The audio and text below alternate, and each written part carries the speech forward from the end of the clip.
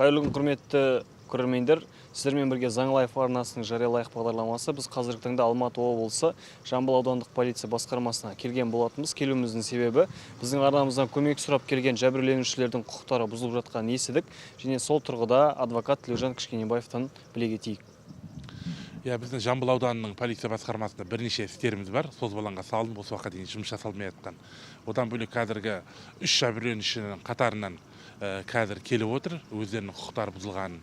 Біз іс материалын зерттеп қараған кезде жәбірленушілердің шын мәнінде де жолдың бойында тұрған жерінен автокөліктер қақып кетеді. Үшеуі бірдей жарақат алған, үлкен орта дәрежедегі ауыр жарақат алған жәбірленушілер бар. Бірақ өкінішке орай сол жәбірленушілердің алған жарақатына байланысты жаңағы іс қозғалған.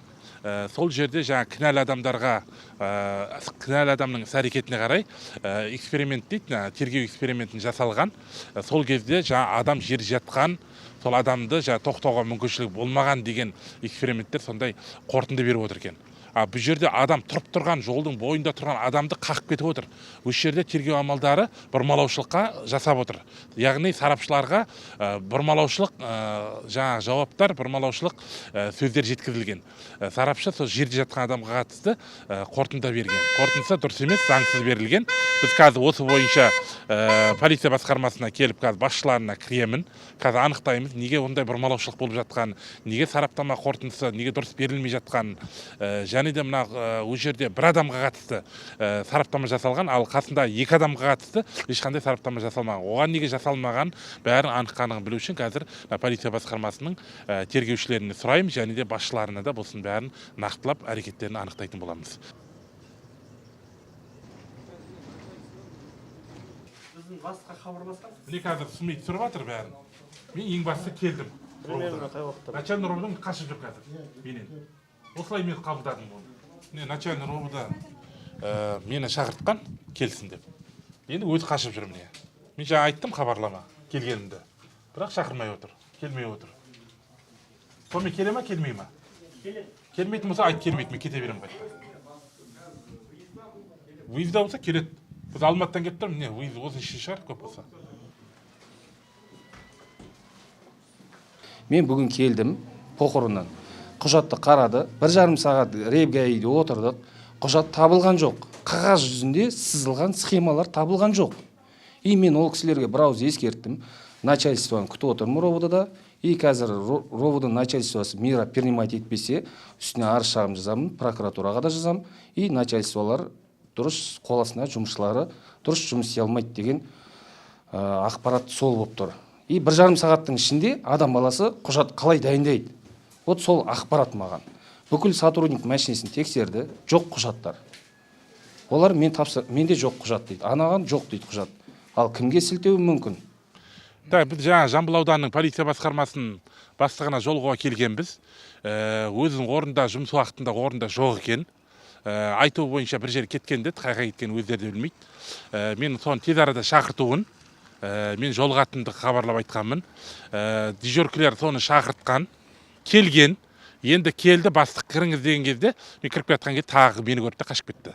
Бұл не сұмдық ол? Жұмыс орнында, жұмыс орнында болмайды, жұмыс орнына келсем, тағы менен қашып жүр. Өткенде Алматы қаласының полиция департаментінде қабылдауда болған кезде айтқан, келіңіз маған, қабылдауыма, біз осы жерде мәселеңді қараймыз деп. Міне қазір келдім, менен қашып жүр. Сонда не мазақ қылып жүр ма? Қазір прокуратураға кетті, жиналысқа дейді, қазір мен прокуратураға жиналысқа барам. Ояқтан прокурордың алдына да төжерін талап ететін боламын мәселелерін бәрі. Өйткені мына жәбірленушілер шырылдап отыр. Бұларды қақып кеткен машинамен 3 бірдей адамды жарақат алып, ауыр жарақат алған. Бірақ сол қаққан адам тайрандап жүр қазір көшеде. Оған қатысты қылмыстық істі бұрмалап жатыр қазір. Осы мәселені мен анық-қанығын білейін десем, қазір начальный роботы қашып жүр өзі менен. Біз Жамбыл ауданының полиция басқармасы осы прокуратураға қарай қашып кеткен болатын, бізбен кездесуден бас тартып. Қазір мен осы жақта жиналыс болып жатыр деп кетіп қалған. Енді қазір не жиналыс екенін білеміз. Кетті ма осы жерге? Начальный робода кетті ма? Жиналыстан. Жамбыл болған. Жиналыс болып жатыр ма осы жерде? Соған келді ма? Иә. Жиналыс қашан басталды? Біраз болып қой, 20 минут болды. 20 минут болды ма басталғаны? Ол неге ол жиналыс болатын болса ол туралы айтылмады жаңа. Біздің робода барғанда ондай туралы айтылған жоқ қой. Сізде жиналысып отыр. Жоқ, өздерінің жиналыстары отыр. Қанша уақытта сол жиналыс? Мен қазір айта алмаймын. Жүргізіп жатырды, жоба. Жамбыл ауданының начальный орынды келді ме еще жиналысқа? Келді ме? Келді ма? Асысың келді. Мен сол прокурорға қазір жолығуым керек, ауданның прокурорына. Жиналыстан кейін да айтып қойсаңыз, кішкене байып деген келіп тұрды.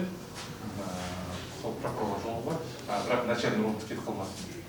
Тогда сол бірге кірсін. Аудан прокурорына кетті. Аудан прокурорына, Жамбыл. Жарай ма? Екі адам байлап айтасыз ғой. Мен де Жамбыл Біздер адвокаттар, бірнеше адвокаттар, сол іс бойынша жәбірленушілер бар. Жаңағыда ана жаққа шақырып, ана жаққа кетіп, мына жаққа қашып, артық боламын біз қазір. Істегенді ойлайды деген істеп жатыр. Ана кетіп бара жатыр, айтыңыз ана.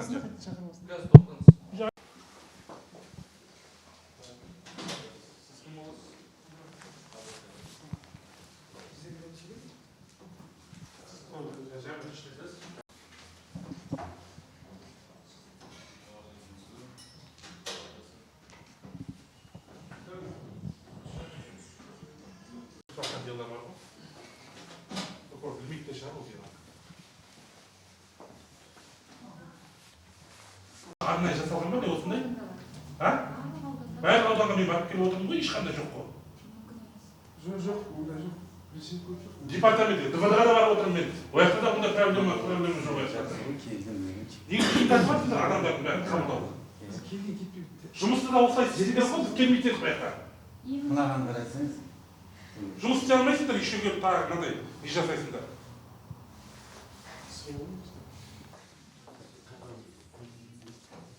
Қозғалмай тұрсаңыз болды. Қалада кездесіп өтіп жатыр. Жәбірленушілер өткіздер ме? Так, біз Алматы облысының Жамбыл аудандық прокуратурасына келдік жаңа. Мына Жамбыл ауданының полиция басқармасы қашып осыяққа келген. Тағы да қашып бізден осы жерде жауап беруден, істердің мәні бойынша тұрайық десек, айтудан қашып кетіп қалды тағы да, ешқандай сөзге келместен. Бірақ прокурордың тікелей қабылдауына кірдік, мына Данағұлұлы аңсаған деген қабылдады. Барлық тікелей жаңағы тергеудің орынбасарларына, істі қарап жатқан тергеушілерге тікелей тапсырмалар берілді. Істі жан-жақты объективіне қарау тапсырылды. Алдағы уақытта өзін тікелей қадағалауда болатынын айтып, бізбен жаңағы қабылдауында бізге барлығын түсіндіріп айтылды. Енді алдағы уақытта көреміз, істің қалай жүретін міндетті түрде сіздермен тағы бөлісетін боламыз. Прокурорлардың бәрі жаңадан келген екен, істеріне кірісіп жатыр екен, өзінің жұмыстарына немқұрайлы қарамайтындардың қатарында екенін біз байқап отырмыз. Енді алдағы уақытта көретін боламыз жұмыстарын.